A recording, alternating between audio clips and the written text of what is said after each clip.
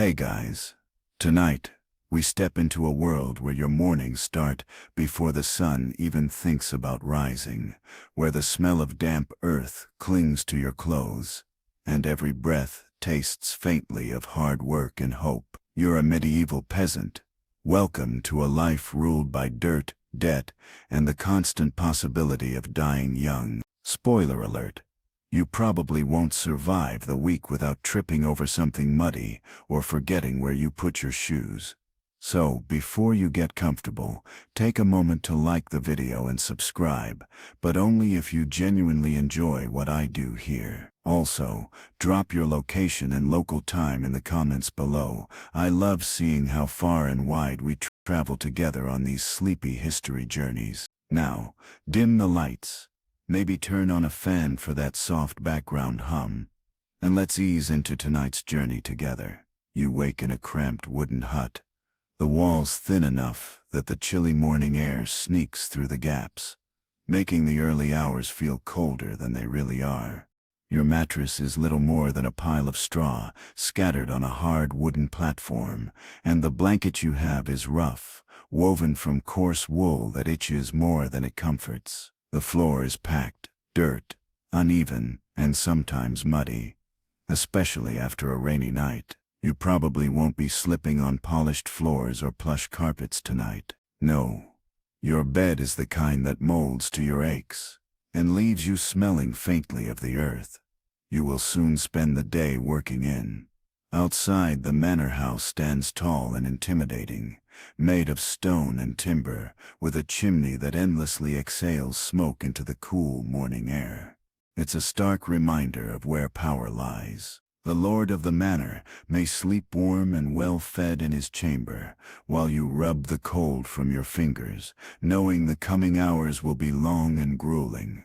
The manor is the center of life here, not just a building, but the heart of social order, the source of taxes, and the boss of your existence.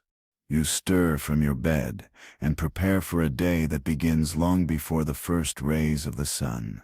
The village is still quiet, except for the occasional crowing rooster, the distant bark of a dog, or the low murmur of others waking around you. You might think, why get up so early when the world is still asleep? But for a peasant, dawn is the only chance to make the most of daylight. There's no luxury of sleeping in, and the work must be done while the land is moist and the air crisp. Your first task is often to fetch water from the communal well, a short walk that might feel much longer in the chill. The well is a gathering point of sorts, though not the social hotspot you might imagine. It's functional, a hole in the ground lined with stone, where everyone draws water for cooking, cleaning, and drinking. You lower your bucket carefully, listening to the splash as it fills, knowing this precious resource will fuel the day's chores and meals. While you're at the well, you might exchange a few words with your neighbors, the usual murmurs about the weather, the crops, or the village gossip. It's a small moment of connection amid the monotony, but water is heavy, and the walk back is slower, your arms aching under the weight of the full bucket. It's a simple chore, but essential, one that anchors the start of every peasant's day. Once back in the hut, breakfast awaits, or more accurately, something to keep you going until the next meal. Peasant diets were humble and repetitive. You'll likely eat some form of pottage, a thick stew made of grains like barley or oats, maybe with some vegetables if you're lucky. Meat is rare and reserved for special occasions or the Lord's table. Bread is a staple, but coarse and often mixed with chaff, lacking the fluffy texture modern loaves boast. Sometimes, leftover bread is soaked in sour ale to soften it, a practical way to use what little you have. The lack of variety might sound bleak, but this was survival food, crafted to keep you working from dawn till dusk. You drink water or weak ale, because clean drinking water wasn't always guaranteed. Historians still argue about how safe medieval water really was, but the prevalence of ale in daily life suggests it was often the safer choice. After breakfast, You step outside into the fields, where your real work begins. The tools you carry are basic: a wooden plow with iron fittings, a spade, a sickle for cutting grain, and a scythe for harvesting. You might work alongside oxen or a horse, though oxen were preferred for their endurance. The soil you till is stubborn, often heavy clay or scattered with rocks, making every inch of progress hard-earned. The fields are the source of your livelihood and constant anxiety, as poor harvests could mean hunger or worse. Your hands blister quickly, the calluses thickening but never quite preventing the sting of splinters or cuts. Your back aches from bending over rows and rows of crops under the hot sun or chill rain. The day's work is long, and breaks are few, because the Lord expects his share of the harvest. And then some. Taxes and rents are paid in grain or labor, not coin, which means you work to survive, and then work some more to pay off debts. It's a relentless cycle. The village smells are a mix that modern noses would find overwhelming. Manure from animals fertilizing the fields, smoke from open hearths burning wood or peat, and the unmistakable scent of unwashed bodies layered over everything. Bathing is rare, sometimes viewed with suspicion, especially in colder months. And washing clothes is a major effort. Dirt and grime aren't just common, they're part of your identity, a physical marker of your station in life. Despite all this, there's a rhythm to your existence. The seasons dictate your work. Planting, tending, harvesting, and then preparing for the harsh winter ahead. Villagers gather for church services, festivals, and market days, moments when the monotony lifts and community ties strengthen. The church, with its bells and rituals, offers spiritual solace and a sense of order, even as the secular world is unforgiving. Children work alongside adults from a young age, learning the skills needed to survive and contribute. Their playtime is limited, but laughter still echoes in the fields. Marriage is a practical arrangement for most, securing alliances and labor rather than romantic love. The family is the basic unit of survival, pooling resources and sharing burdens. You might think this life is devoid of comfort or joy, but that's not entirely true. There's warmth in shared stories by the fire, satisfaction in a good harvest, and hope that the next season might be kinder. Yet, the shadow of hardship looms. Illness is common and often fatal. Food shortages can strike without warning, and legal rights are minimal. Historians still argue about just how harsh peasant life was, with some suggesting that community and resilience made life more bearable than it seems from our modern perspective. But there's no denying the grit it took to live day by day in a world where comfort was rare, and survival was a constant challenge. So tonight, as you lie down on your straw mattress, muscles aching, and clothes smelling faintly of earth and smoke, remember this. Your life may be tough, dusty, and full of labor, but it's also a vital thread in the fabric of medieval society. And as you close your eyes, the village sleeps alongside you, waiting for dawn to start the cycle anew. You step out of your hut, into the fresh morning light, feeling the chill of the air bite at your skin, still damp from the night's sweat and the rough woolen cloak you hastily wrapped around yourself. The village is beginning to stir. Smoke curls lazily from chimneys. The distant bleating of sheep drifts across the fields, and a few early risers shuffle along the dirt paths, boots muffling their footsteps in the soft earth. The manor's shadow stretches long over the village, a constant reminder of the hierarchy that shapes your life. Today, like every day, you face the task of preparing the soil for planting or tending the crops already in the ground. The seasons rule you. Spring brings planting, summer nurturing, autumn harvesting, and winter, a desperate time of rest and preservation. The medieval farming calendar is unforgiving and tightly interwoven with the church's holy days, which sometimes offer brief respite but never relief from the relentless demands of the land. Your farming tools are simple and utilitarian. The wooden plow, rough-hewn, and sometimes patched with scraps of iron, creaks under the strain of pulling through the heavy soil. You rely on your oxen to pull the plow, their steady strength a comforting presence. These animals are essential to your survival, more trusted than many villagers. And sometimes you catch yourself talking to them in the quiet moments. The bond between peasant and beast is an unspoken but vital part of the day. You also carry a sickle, curved and sharp, which you will use during harvest time to cut grain by hand. This task requires patience and careful rhythm. Too fast and you risk wasting precious stalks. Too slow and the Lord's agents might come knocking before you finish. Historians still debate how much freedom peasants really had during harvest, with some arguing the pressure from lords was near constant, and others suggesting brief moments of community joy. The soil you work is rarely forgiving. It's compacted from years of use, littered with stones and tangled roots that slow your progress. Rain can turn the fields into mud pits, making each step heavier and the plow harder to guide. When drought strikes, the crops wither, and you feel the weight of famine creeping closer. Weather isn't just a background condition, it is a looming force that shapes every moment. You may also be familiar with the ancient practice of crop rotation, though not always formally taught. Peasants passed down knowledge about planting legumes one year to replenish nitrogen in the soil, or leaving some fields fallow to recover. This mix of intuition and tradition kept the land productive despite limited tools and knowledge.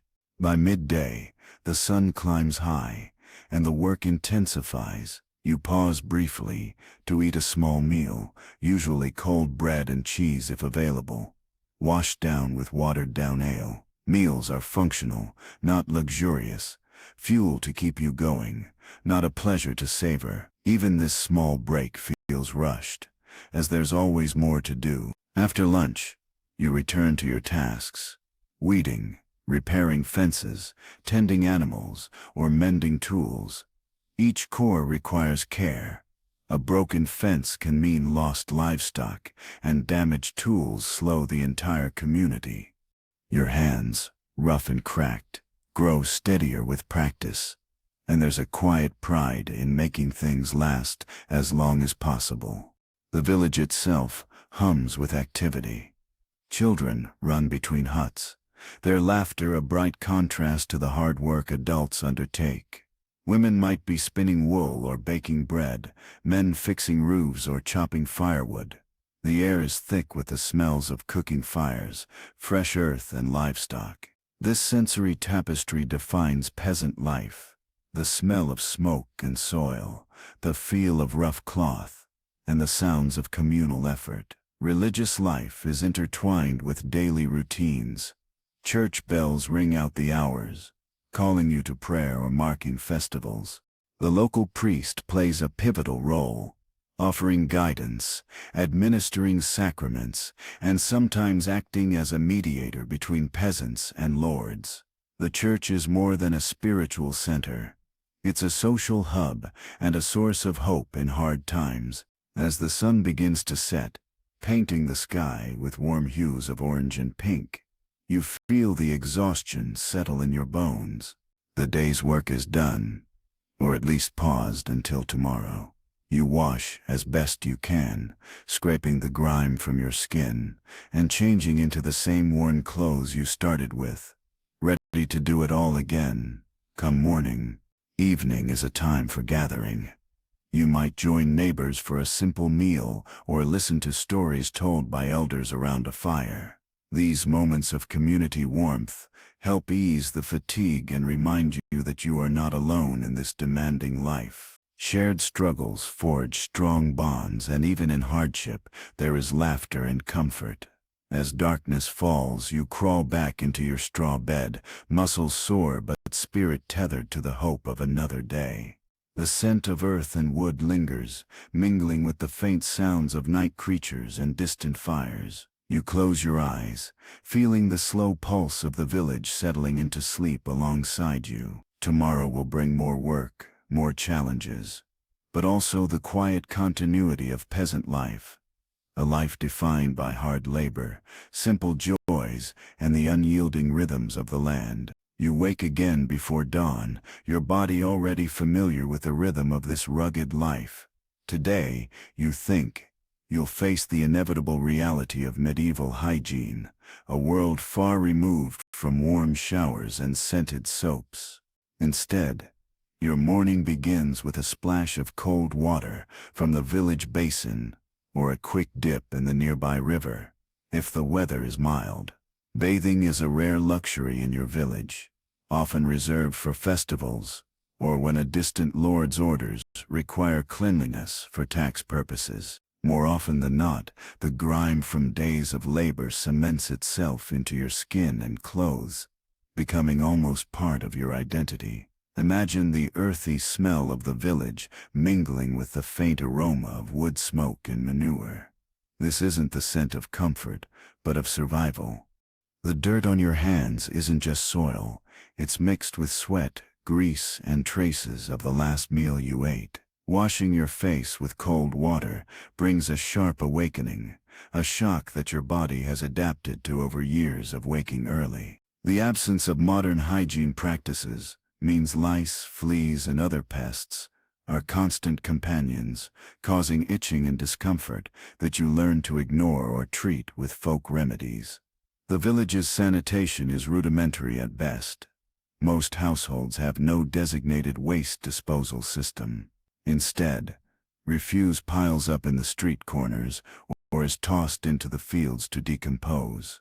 Animal droppings, human waste, and leftover food mingle in the open air. You step carefully, avoiding muddy patches and piles of manure, knowing a misstep could mean a dirty fall or a nasty infection. Historians still argue how much disease spread through these poor sanitary conditions, but it's clear that the risk was significant. Clothes are another story of endurance. Your garments, usually made of coarse wool or rough linen, go unwashed for long periods to avoid wearing them out too quickly. The process of laundering is labor-intensive and often involves beating the clothes on stones or washing in cold river water. The smell of stale sweat clings stubbornly, and patches and repairs are common. A well-worn garment might be passed down through generations, each owner adding their own repairs and memories to the fabric. For personal care, you rely heavily on herbal remedies and traditional knowledge. Chamomile or lavender might be steeped in water for a mild wash. Believed to soothe skin irritations, you might rub ashes or vinegar onto wounds as antiseptics, though the effectiveness is hit or miss. Folk wisdom about hygiene and cleanliness is passed orally, with many practices reflecting a mix of superstition and early medicinal insights. Whether these actually prevented disease is still debated among scholars. Despite these challenges, the sense of community plays a crucial role in daily hygiene practices. Villagers share resources like communal wash basins and group efforts to clean public spaces before festivals create brief moments of cleanliness and order. These occasions also serve to reinforce social bonds and collective identity. A reminder that survival depends on cooperation as much as individual effort. The ever-present dirt and grime might seem oppressive, but it shapes a distinct sensory world. One of rough textures, musky scents, and the constant feel of earth beneath your nails. These elements anchor you in your environment, reminding you that your life is tied irrevocably to the land and to the cycles of nature. As the day wears on, the dirt returns, no matter how often you try to wash it away. By evening, Your skin feels sticky with sweat and soil again, your clothes carrying the unmistakable marks of toil. You settle down on your straw mattress, perhaps rubbing your hands with a balm made from herbs to soothe cracked skin, and prepare to rest for the next day's labor. Living as a medieval peasant means embracing a lifestyle where cleanliness is a luxury and dirt is a constant companion. Yet, within this harsh reality, you find resilience, adapting to a world that doesn't prioritize comfort, but demands endurance and grit. You rise early once more, the faint glow of dawn filtering through the cracks in your hut's wooden walls. Today, your thoughts are drawn to the ever-looming burden of taxes, the rent, the tithes, and the myriad dues that sap your energy and grain alike.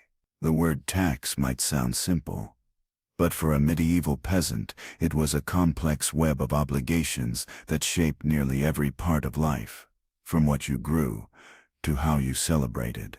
The lord of the manor claims a significant share of your harvest, often as much as 1/3 or even more. This isn't a small ask. Imagine working from sunup to sundown, tending fields, repairing fences, and raising livestock, only to see a substantial portion of your hard-earned grain carted away to the manor storehouses.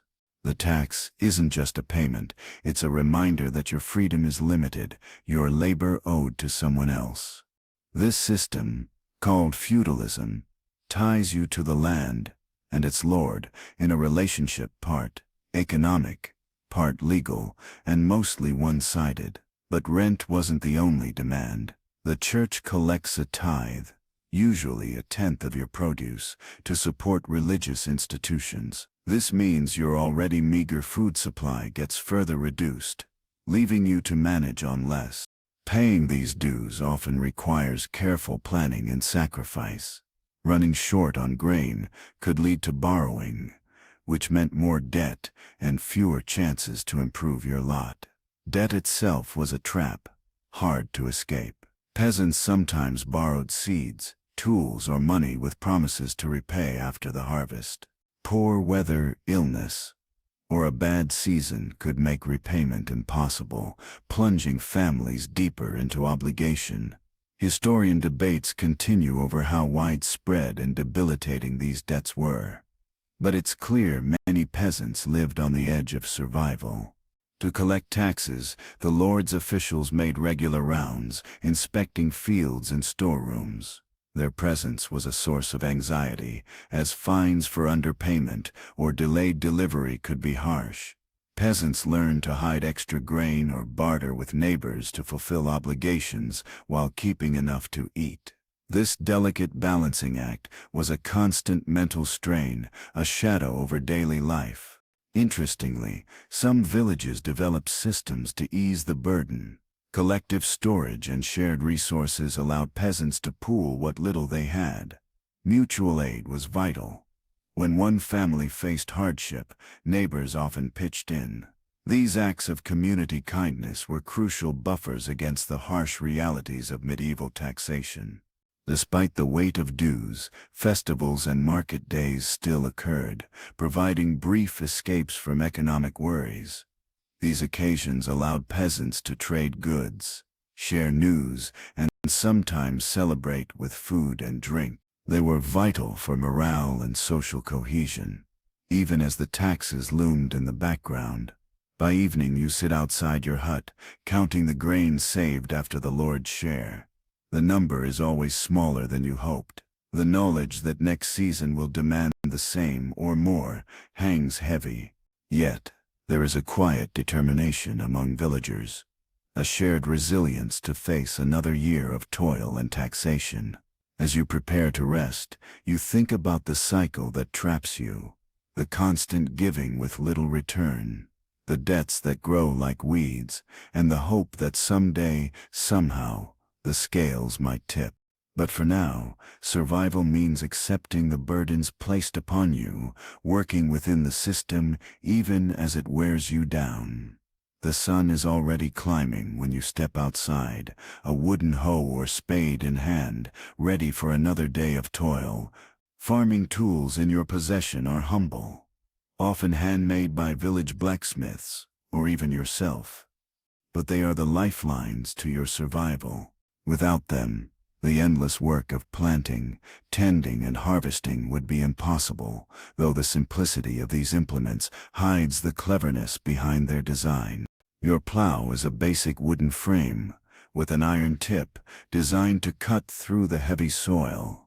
It's not the sleek, efficient machine of modern farms. It's slow, cumbersome, and often requires the strength of oxen to pull it forward. The plowshare is dull from years of use, and the handle bears the smooth wear of countless hands. You've learned to coax the plow through tough earth, navigating stones and roots, knowing every furrow you create is a small victory against nature's stubbornness. Other tools include the sickle, a curved blade perfect for cutting grain and grass.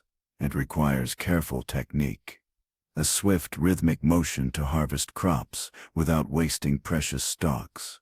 Using it feels almost meditative at times, a dance between hand and blade under the sun.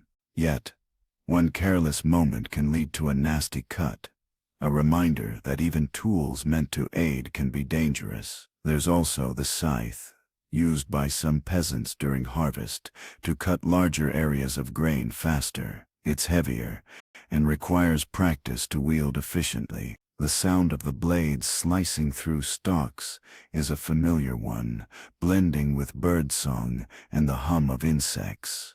This rhythmic noise becomes a comforting backdrop to long days, a kind of slow music that marks the seasons. Repairing tools is a constant chore. The iron fittings rust quickly in damp weather. Wooden handles crack or splinter, and blades dull or chip. You carry a small sharpening stone and a few nails ready to fix what you can. Village blacksmiths are busy folk, and their help is often reserved for more urgent tasks or wealthier customers. So, your ability to maintain your own equipment is vital. Beyond farming implements, you also rely on household tools, wooden buckets, clay pots, and simple cooking utensils. These objects are multi-purpose and built to last, often passed down through generations. Their wear tells stories of countless meals prepared and consumed, of water drawn from the well, and of hands that shape the tools as much as the land. Some peasants keep small garden plots close to their homes, growing herbs and vegetables for flavor and medicine. For these tasks, small hand tools like trowels or knives come into play. You might gather wild plants, knowing which are edible and which can soothe a cough or ease a stomachache. This botanical knowledge is an important part of daily life, passed down orally from parent to child. Interestingly, some inventions and practices spread slowly across medieval Europe. For example, the heavy plow, with its iron coulter and moldboard, revolutionized farming in northern regions by turning the heavy soils more effectively. However, many peasants had limited access to such innovations due to cost or tradition. Historians still debate how widespread these advances were and how quickly peasants adapted to new tools. Animals are also part of your toolkit. Oxen, horses, and donkeys pull plows and carts, while chickens, pigs, and goats provide food and materials. Caring for these creatures is an essential part of farming, and your relationship with them is practical yet often affectionate. Their health directly affects your own well-being.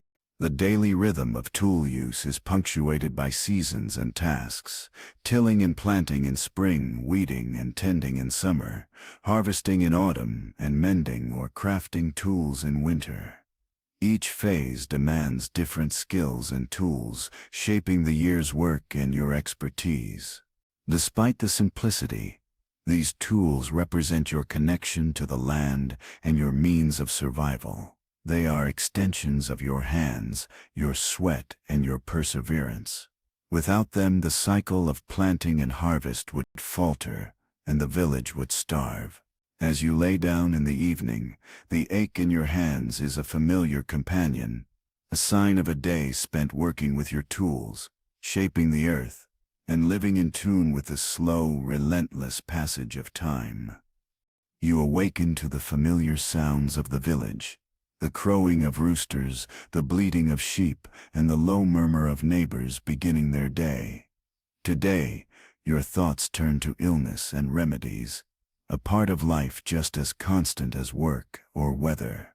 In a world without doctors or pharmacies, health was precarious, and folk medicine ruled the day, passed down through generations like treasured secrets. Illnesses common among peasants were often the result of harsh living conditions, poor nutrition, overwork, and unsanitary environments. You might suffer from infections, fevers, or respiratory ailments brought on by damp huts and smoky fires. Injuries from farming tools or animal bites could turn dangerous without proper care. Epidemics, when they struck, swept through villages like a silent, deadly tide. But you don't face these threats entirely helpless. Your knowledge of herbs and natural remedies is extensive. Chamomile might soothe a fever, while willow bark acts as a primitive painkiller, an early form of aspirin. Garlic is believed to ward off infections, and honey is used as a wound dressing due to its antibacterial properties. These remedies, though crude by modern standards, represent a mix of observation, tradition, and trial and error. You might prepare poultices of crushed plants, brewing infusions or applying salves made from animal fats and herbs. The village healer, often an elderly woman known as a wise woman or cunning folk, holds special knowledge and is called upon for more serious ailments. Her skills blend medicine with superstition, using charms, prayers, and rituals alongside physical treatments. Some treatments sound strange today, using leeches to balance humors or applying poultices of mud and dung to wounds. While these practices may seem odd or unpleasant, they stem from a desire to heal within the limited knowledge available. Historians still debate the effectiveness of many medieval remedies, but there's no doubt they provided comfort and hope. Illness, also, had a spiritual dimension. Disease could be seen as a punishment for sin or the work of malevolent spirits. Church prayers, relics, and pilgrimages were believed to offer protection or cure. The line between medicine and faith was blurred, and your health depended as much on spiritual well-being as physical care. Preventive measures were limited. You might wash hands before meals or avoid certain foods believed to be harmful, but understanding of germs or contagion was non-existent. This made controlling the spread of disease difficult, especially in crowded villages. Nutrition played a role too. Your diet, though simple, included plants with medicinal properties, and seasonal foods helped maintain some balance. Yet, poor harvests or poverty could mean malnutrition, weakening your body's defenses. Children were particularly vulnerable to illness, with high mortality rates marking peasant life. You watched many young ones fall ill and not recover, a sorrowful but common reality. The community rallied around families in times of sickness, offering care and support. Despite the hardships, you find resilience in knowledge and community. Sharing remedies, caring for the sick, and combining faith with practical treatments create a fragile web of survival. It's a reminder that even in difficult times, hope and healing persist. As the day ends, you might rub a salve on aching muscles or sip a herbal tea before resting. The blend of earth, herbs, and hard work fills your senses, grounding you in a world where health is a daily struggle, but also a testament to human perseverance. The church bells toll softly in the distance, their echo drifting through the crisp morning air as you prepare for another day in the village. Religion isn't just a part of life here. It shapes it. Your days are punctuated by prayers, festivals, and rituals that bring the community together and offer a sense of order amid the relentless grind of peasant existence. From the moment you rise, you're aware of the spiritual framework that envelops you. Morning prayers might be whispered before the hearth fire or muttered quietly as you head toward the fields. The church, usually a modest stone building at the village center, stands as a beacon of faith and authority. The priest is not only a spiritual guide, but also a link between your village and the wider medieval world. Mass and other religious ceremonies are central social events. Sundays see the village gather to hear sermons, receive communion, and celebrate the sacraments. These occasions break the monotony of daily labor and offer moments of reflection, hope, and community bonding. The ritual structure, the ringing of bells, the chanting, the procession, creates a soothing rhythm to life, even if some of the Latin prayers go over your head. Religious festivals mark the calendar, offering days off from work and chances for feasting, music, and dance. These celebrations connect you to the cycles of nature and the stories of saints and biblical figures. You might dress in your best, gather with neighbors, and partake in traditions that have been practiced for generations. The shared experience strengthens social ties and offers a temporary escape from hardship. However, religion also reinforces social hierarchy. The church supports the feudal system, preaching obedience to lords and rulers as divinely ordained. This intertwining of faith and power can feel both comforting and constraining. Some villagers question the fairness of their lot, wondering if divine justice will ever favor the poor, but outright dissent is rare, often risky. Religious imagery and symbols surround you constantly. The crucifix above your door, holy water sprinkled in fields for blessing, and saints' relics paraded during processions. These tangible signs of faith offer protection and hope, especially in times of sickness or uncertainty. Superstition blends with doctrine. You might carry amulets, perform small rituals to ward off evil, or observe taboos tied to saints' days. These practices reflect a deep human desire to influence the unseen forces that seem to govern life and death. The priest's role extends beyond worship. He often mediates disputes, keeps records, and educates children in basic literacy and morals. His presence anchors the village in a broader Christian community that stretches across kingdoms and continents. Historians still debate how deeply peasants internalized church teachings versus how much they adapted religion to fit their own lives and needs. What's clear is that faith provided a framework that helped many endure a difficult existence with dignity and purpose. As you end the day, the sound of evening prayers and candlelight flickering in the church windows casts a calming glow. The spiritual rhythms slow your busy mind, reminding you that you're part of a story much larger than the fields you tend or the taxes you pay. You lay down, the faint scent of incense mingling with the earthiness clinging to your clothes, ready to rest under the watchful gaze of saints and angels. The dawn light filters through your hut's small window as the village begins to stir.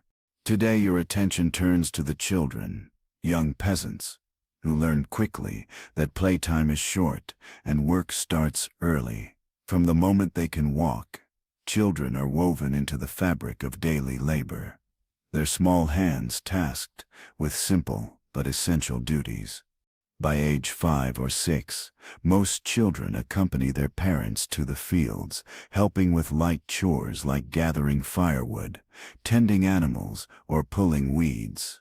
These tasks may seem minor, but they're critical lessons in responsibility and survival. You might see a little one struggling with a heavy basket or chasing chickens, their laughter a rare and joyful sound amid the serious business of farming. As they grow, children take on more demanding work. Boys might learn to wield a sickle or help drive oxen, while girls assist with food preparation, spinning wool, and caring for younger siblings. Education in the formal sense is rare. Instead, knowledge is passed orally, and through imitation, an apprenticeship in the practical arts of rural life. The day starts early for children, just as it does for adults. There's little time for play or rest. School is usually limited to church teachings or village clerics, and even then, attendance is sporadic and often secondary to labor needs. The church's role in education is more about moral guidance than literacy for most peasant families. Child mortality rates are tragically high. Illness, malnutrition, and accidents take a heavy toll. Families live with the constant fear that one or more children might not survive to adulthood. This grim reality shapes family life, influencing everything from emotional bonds to household economics. Despite the hardships, children find moments of joy and creativity. Simple games, songs, and storytelling provide brief escapes from the routine. Village festivals offer opportunities for children to join in communal celebrations, dance, and enjoy treats that are otherwise scarce. Historians still debate the balance between work and play in medieval childhood. Some argue that children had a harsh upbringing with few rights, while others suggest that village life allowed for a blend of duty and delight, shaped by community and tradition. The labor children perform is vital to the family's survival, and their skills contribute directly to the household's well-being. This early responsibility fosters resilience, but also limits childhood innocence by modern standards. As the sun climbs, you watch a group of children run toward the fields, their small figures moving with determination and hope. They are the next generation, inheriting the land, the tools, and the burdens of peasant life. When evening falls, they return home, weary but alive, ready to rest before another day of learning, working, and growing in this slow, demanding world. The village hums with the rhythm of daily life. But beneath the surface, the structure of your world is defined by social status. You, a peasant, stand in a distinct place, neither free landowner nor slave, but something in between. The distinction between serfs and freemen shapes many aspects of your existence, from the rights you hold to the burdens you bear. Serfs, the majority of peasants, are legally bound to the manor. You cannot leave without the Lord's permission, and your labor, produce, and even your life choices are tied to this land. You owe the Lord services, working his fields, maintaining roads, or providing goods, and these obligations limit your autonomy. Your family and possessions are subject to manorial courts, and the Lord's will holds great sway. In contrast, freemen enjoy more personal freedom. They might rent land for a fixed sum, work their own fields, and have some legal protections. Their obligations to lords are fewer and more predictable. However, freemen are rare and often wealthier, making this status a goal many serfs aspire to, but few achieve. The boundaries between these groups can blur, with some serfs gradually buying their freedom, or lords granting privileges in exchange for loyalty. Yet, the majority remain tied to their lordship, their lives circumscribed by obligations and limited rights. This social structure affects everyday life. Serfs face restrictions on marriage, movement, and inheritance. They must seek permission for many personal decisions. Freemen, while still peasants, navigate life with a bit more agency, influencing village affairs and sometimes holding minor offices. Village customs and courts enforce these distinctions. Peasants attend manorial courts, where disputes, taxes, and duties are addressed. Serfs might face fines or penalties more harshly than freemen, reflecting their subordinate status. Historians still debate how rigid these divisions were, and how they evolved over time. Some suggest fluidity and local variation, while others emphasize the enduring nature of serfdom until late medieval reforms. Despite these constraints, both serfs and freemen rely on community networks for support, sharing labor and resources. Social ties often transcend legal status, creating bonds that ease hardship. Understanding your place in this hierarchy helps explain the challenges and limitations you face. It frames your daily struggles and shapes the possibilities available to you and your family. As you rest tonight, you ponder this invisible boundary, wondering what life might be like with a little more freedom or a different status. Yet tomorrow you will rise once more to the fields that bind you, living within the social order that defines medieval peasant life. The morning sun filters softly through the cracks in your hut as your thoughts turn to family life, the center of peasant existence. Marriage, children, and kinship bonds shape not only your personal world, but also your survival strategies in a life marked by hardship and uncertainty. Marriage among peasants is largely practical rather than romantic. Matches are often arranged by families, guided by considerations of land, labor, and alliances rather than love or passion. A good match might secure additional resources or strengthen village ties, while poor unions could spell trouble. Courtship, where it exists, is brief and focused on the practicalities of building a household. Once married, your family becomes your main source of support and labor. Children are essential, not just for companionship, but for contributing to the household economy as soon as they're able. The work of planting, tending animals, and gathering firewood is shared among family members, each playing a vital role. This division of labor helps the family meet the demands of subsistence farming. Households are often multi-generational. Grandparents, parents, and children may live together or nearby, pooling resources and caregiving duties. This structure provides stability and resilience, helping families cope with illness, crop failures, or economic hardship.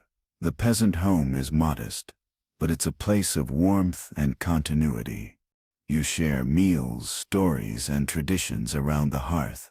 Evenings might include simple entertainment, songs, games, or storytelling that connect you to your heritage. Child rearing is both joyous and fraught. High infant and child mortality rates cast a shadow over family life. Parents nurture their young with whatever means they have, hoping for survival and a better future. Naming rituals, blessings, and baptisms are important milestones, often conducted by the village priest, reinforcing both spiritual and social bonds. Gender roles are clearly defined. Men generally handle heavy labor in fields and forests, while women manage household tasks, food preparation, and textile work. Yet, women's contributions extend beyond the home, as they often assist with farm work, animal care, and market sales. Their labor is indispensable, even if not always recognized. Widowhood, or loss of a spouse, presents significant challenges. Without a partner, survival becomes harder, and social status can decline. Widows may remarry, join religious communities, or rely on extended family for support. Despite the hard realities, family life offers moments of tenderness, laughter, and hope. The bonds forged in these relationships sustain you through the toughest seasons and provide a legacy for the generations to come. Historians continue to explore the nuances of medieval family life, acknowledging both its challenges and its vital role in peasant resilience. As night falls, you rest among your loved ones, their presence, a quiet comfort against the hardships of the world outside. Together, you face tomorrow's work and whatever it may bring. The chill of early morning seeps through your worn clothing as you prepare for another day, and your thoughts turn to the clothes you wear, simple, functional, and a reflection of your place in the medieval world. Peasant clothing is far from fashionable. It's designed for durability and practicality to withstand the harsh conditions of daily labor and the unpredictable weather. Your garments are usually made from coarse wool or rough-spun linen, materials that are sturdy but scratchy. Colors are muted earth tones, browns, grays, and dull greens, because dyes are expensive and reserved for wealthier classes. Bright hues are a luxury, often associated with nobility or clergy. The rough texture of your clothes becomes a second skin, sometimes irritating but always familiar. Peasant outfits are layered to protect against cold and rain. A basic ensemble might include a tunic, woolen trousers, or a simple skirt, a hood or cap, and a cloak for warmth. Shoes are sturdy but plain, often made of leather or woven plant fibers, and are prone to wear and tear. You might patch your boots repeatedly, using scraps of fabric or leather to prolong their life. Clothing maintenance is a labor in itself. Washing is infrequent to avoid weakening fibers, and garments are mended constantly. Threads are pulled, patches sewn by hand, and garments handed down through generations, each stitch a testament to survival. The smell of wool mingled with smoke and earth is a constant reminder of your life's work. Certain items carry symbolic meaning. A peasant's belt, for example, is both practical and a marker of status. Holding tools or pouches, head coverings are common, protecting against sun and cold, and sometimes indicating marital status for women. The simplicity of your dress reflects not just poverty, but the expectations and norms of your community. The rhythm of the seasons influences your wardrobe. Winter demands heavier cloaks and layers, while summer clothing is lighter, but still modest. Rain and mud require waterproofing techniques, often improvised with wax or oils, though effectiveness varies. Clothing also plays a role in social interaction.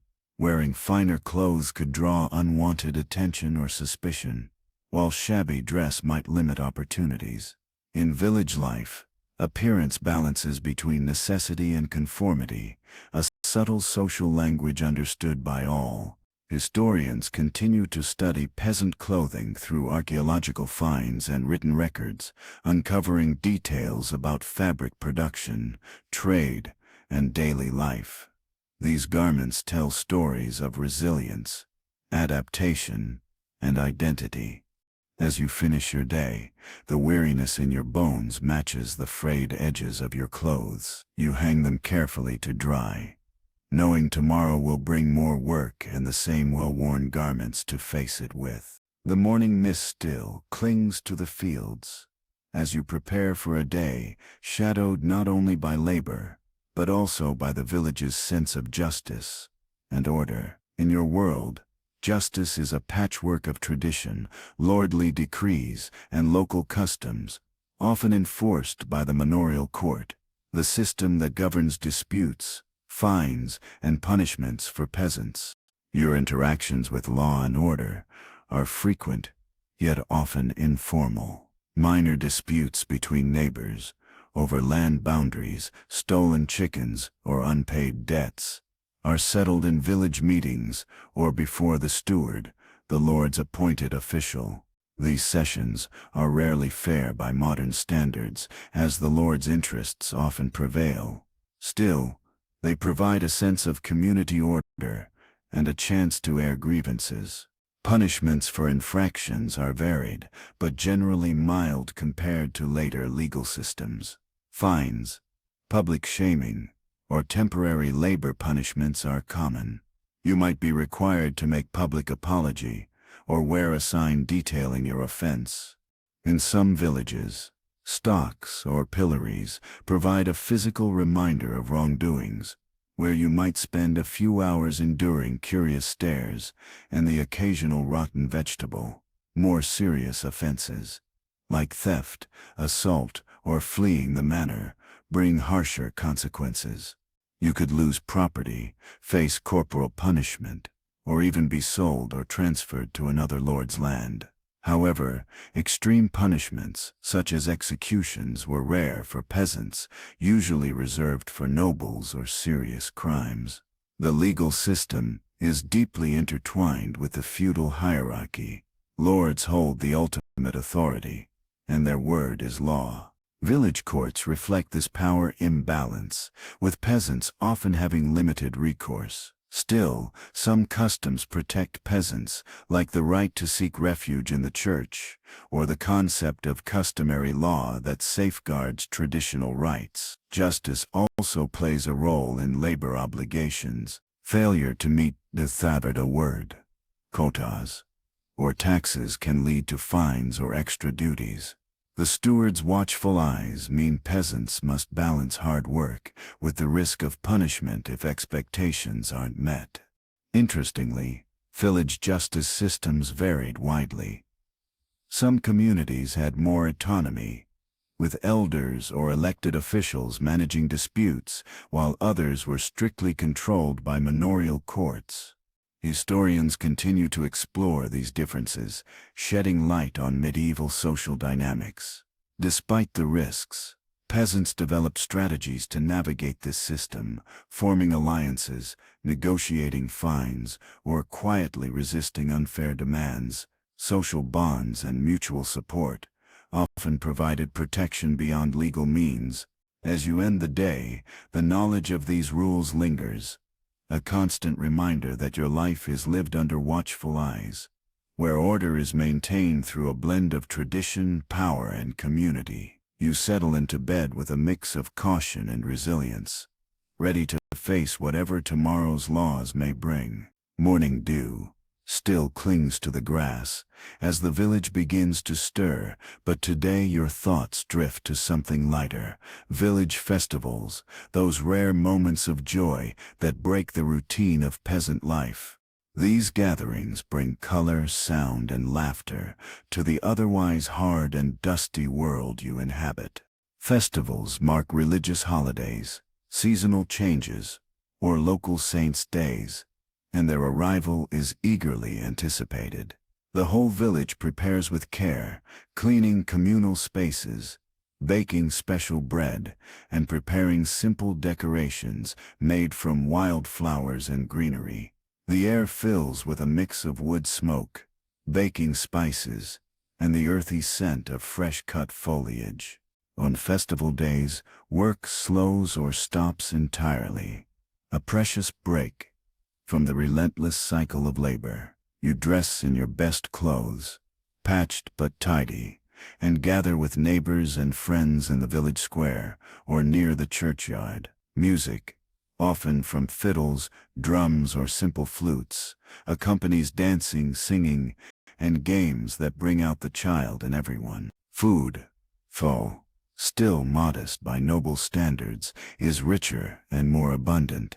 You might enjoy a special stew, honeyed cakes, or ale, stronger than usual. Sharing these treats reinforces community bonds and offers a welcome respite from everyday scarcity. Children run freely, their laughter ringing out as they chase each other or play traditional games. Elders tell stories, sometimes recounting local legends or tales of saints, weaving the past into the present. These moments create a shared identity, reminding everyone that despite hardships, life includes celebration. Religious rituals often punctuate the festivities, processions, prayers, or blessings, linking the spiritual with the social. The church's presence reinforces the sacred aspect of these occasions, blending faith with festivity. Evening brings communal feasts and storytelling around fires, where songs and jokes lighten weary hearts. The stars shine brighter, away from the smoke of hearth fires, and the village feels united in its simple pleasures. Historians note that festivals were essential for maintaining morale and social cohesion, offering psychological relief and strengthening the fabric of village life. As you lay down to sleep, the sounds and scents of the festival linger, a gentle reminder that even in a world of toil and hardship, joy and community endure. The soft light of dawn barely touches the village as you rouse yourself, the echoes of past celebrations giving way to the quiet tensions beneath the surface.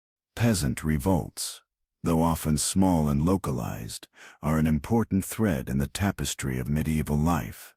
A way the powerless sometimes voiced their frustrations in a world that offered few formal channels. Your village may have experienced whispers of rebellion, grumblings about taxes that never seem to ease, labor demands that grow heavier, or the harsh treatment by a particularly strict steward. Occasionally, these murmurs swell into action. A few men might refuse to work the Lord's fields, others block access to roads, or a gathering forms at the manor gates demanding redress. Such uprisings were risky. The Lord's forces could swiftly respond, punishing leaders with fines, imprisonment, or exile. Yet the very existence of these revolts reveals a spirit of resistance and a desire for justice. They are reminders that peasants were not merely passive victims, but active participants in their fate. Many revolts had practical causes: failed harvests leading to starvation, increased rents, or legal abuses. The Peasants' Revolt of 1381 in England, for example, though grander than most village uprisings, illustrates how widespread dissatisfaction could erupt into significant social upheaval. While your village's revolt might be smaller and quieter, it's part of this larger pattern of unrest. Rebellion also took subtle forms. Passive resistance, such as working slowly, hiding produce, or negotiating quietly, allowed peasants to push back without open conflict. These acts required cunning and solidarity, balancing survival with defiance. Community bonds played a critical role.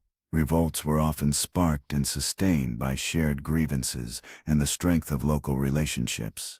Yet divisions within villages between wealthier peasants and poorer laborers could complicate efforts at collective action. Historians still debate the causes and impacts of peasant revolts, questioning whether they led to meaningful change or were quickly suppressed. What remains clear is their importance as expressions of human frustration and hope in an unequal world.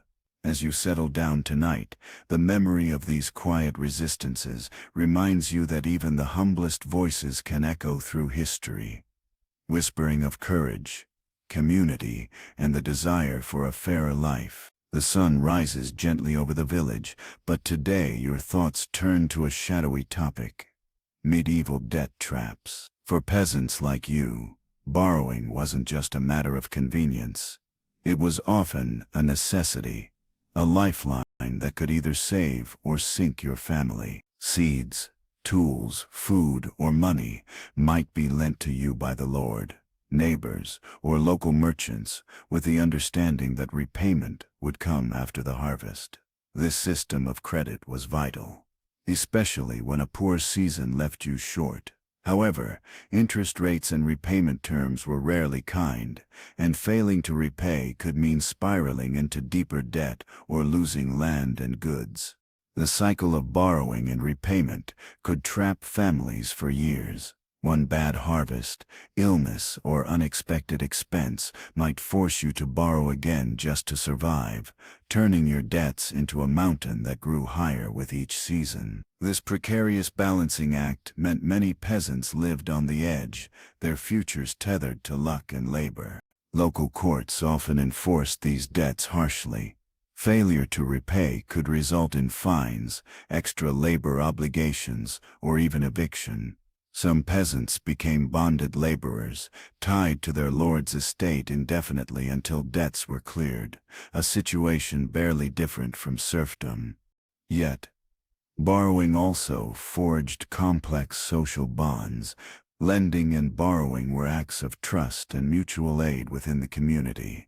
Neighbors might help each other through tough times, sharing resources or forgiving debts in times of hardship. This informal support system was crucial, softening the harsh realities of medieval economics. Historians still argue over the prevalence and severity of peasant debt. Some suggest it was widespread and debilitating, while others see it as manageable within a tightly knit community. What's clear is that debt shaped many lives, influencing decisions, relationships, and survival. As evening falls, you count what little grain remains after debts and taxes. The weight of what you owe presses heavily, but so does the resolve to endure and provide for those you love. In the quiet of your hut, surrounded by the tools and remnants of the day, you contemplate the fine line between help and hardship that borrowing represents in your medieval world. You awaken to a sky heavy with gray clouds, the air thick with the scent of impending rain. Weather is a force beyond control, yet it governs every aspect of your life as a peasant. Crop failures brought on by droughts, floods, or early frosts threaten not just your livelihood, but the survival of your entire village. You know well the frustration of tending fields with the hope of rain, only to see the soil harden and crack, the plants wilt and turn brown. Conversely, too much rain can drown seedlings, wash away topsoil, and turn paths into quagmires. These natural cycles are a constant source of anxiety, as the success of the harvest depends entirely on them. The medieval calendar is full of weather-related proverbs, passed down orally, like red sky at night, shepherd's delight, or warnings to plant by specific saints' days to avoid frost. These sayings blend observation with superstition, reflecting the deep connection between peasants and the environment. When a poor harvest looms, the village rallies together, and stores are pooled, food is rationed, and labor shifts to preserving whatever resources remain. Neighbors share what they can, and local lords may offer some relief, though often limited and conditional. The social safety nets are fragile but vital.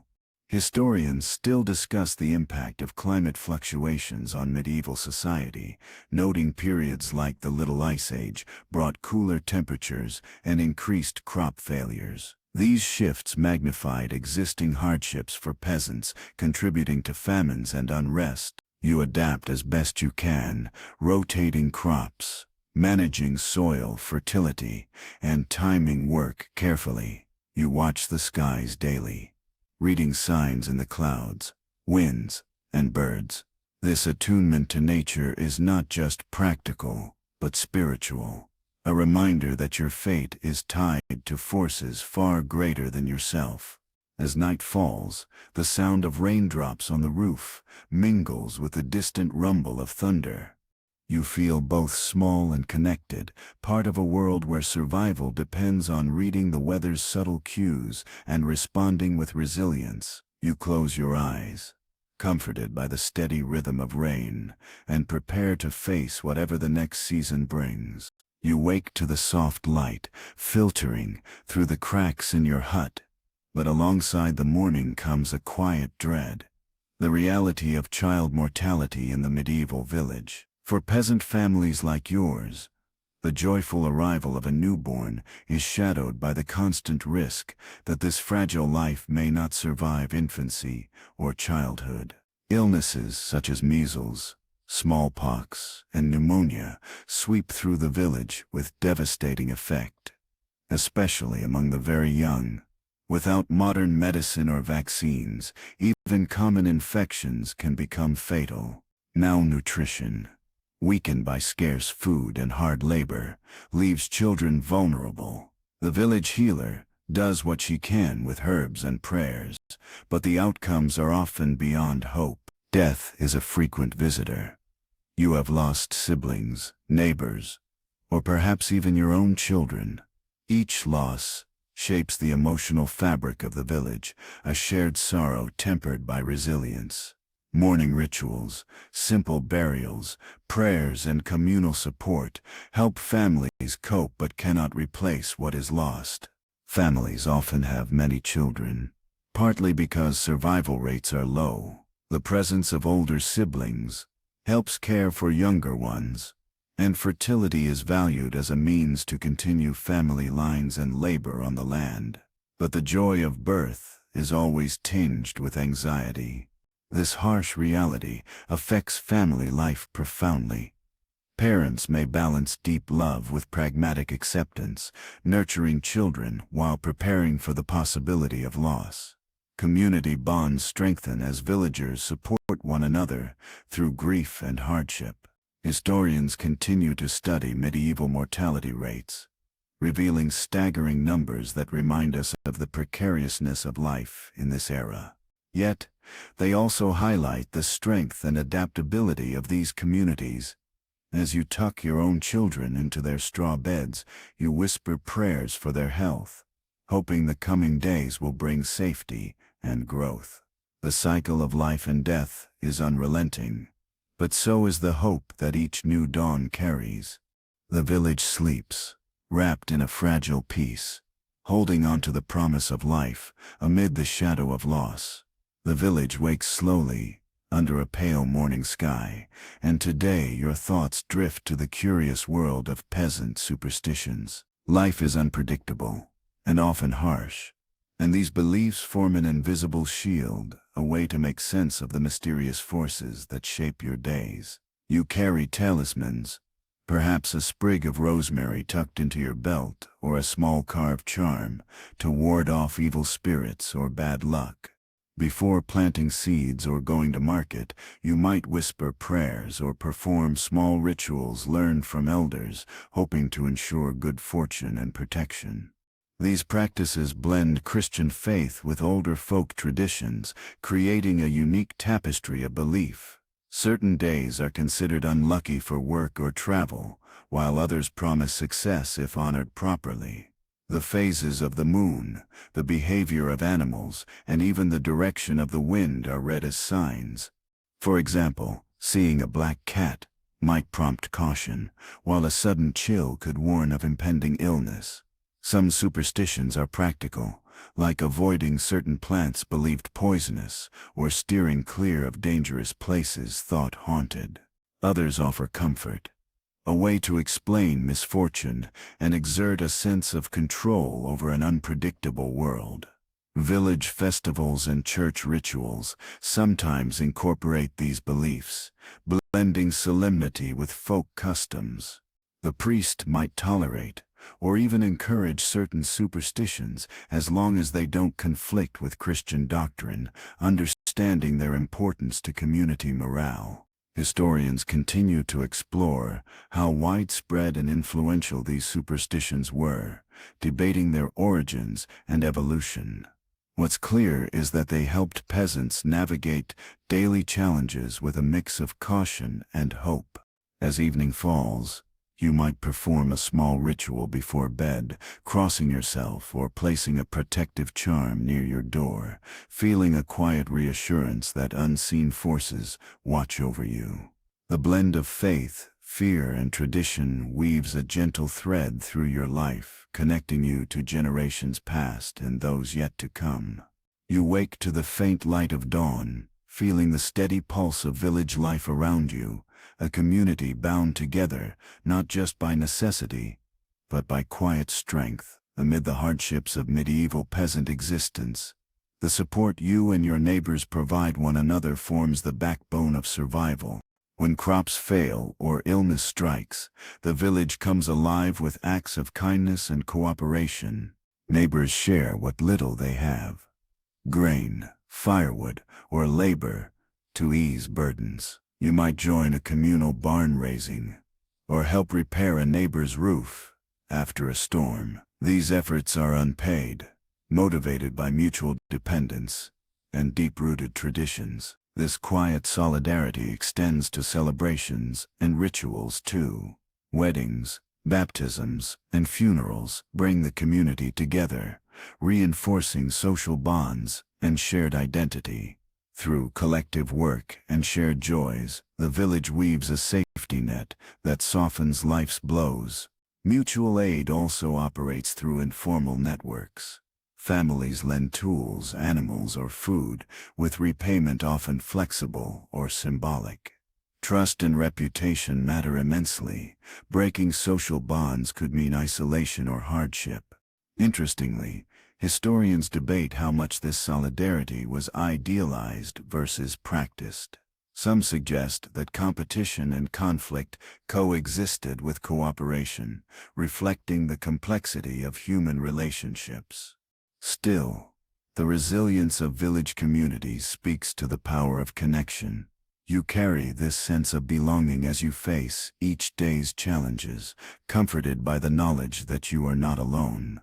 Even in the hardest times, the village's quiet strength endures. As you settle down tonight, the sounds of neighbors closing their doors and soft voices drift through the air. A lullaby of community and care. Dawn breaks gently over the village, and with it comes the sense of change. Slow, uneven, but unmistakable. The late medieval period brings shifts that begin to alter peasant life, though the rhythms of dirt, debt, and daily toil remain deeply ingrained. New agricultural techniques spread, like improved plows and crop rotations, offering hope for better yields. Markets grow, allowing peasants to trade surplus goods and sometimes earn coin, slowly increasing their economic options. Some peasants start to buy freedom, leaving serfdom behind, though many remain tied to the manor. Legal reforms and changing feudal relationships adjust obligations, offering slight relief or shifting burdens in complex ways. The rise of towns and new social classes creates opportunities and challenges, drawing some peasants away from rural hardship toward urban life. Yet, for most villagers, these changes are gradual. The weight of tradition, social hierarchy, and economic necessity hold strong. Family ties, community rituals, and the seasons continue to define life. Historians debate the extent and pace of these transformations, noting regional differences and the persistence of medieval hardships well into later centuries. As you lay down tonight, the familiar scents and sounds of the village surround you, a world poised between past and future, resilience and change. In this twilight of an era, you rest, carrying the stories of countless peasants before you, their lives woven into the soil beneath your feet.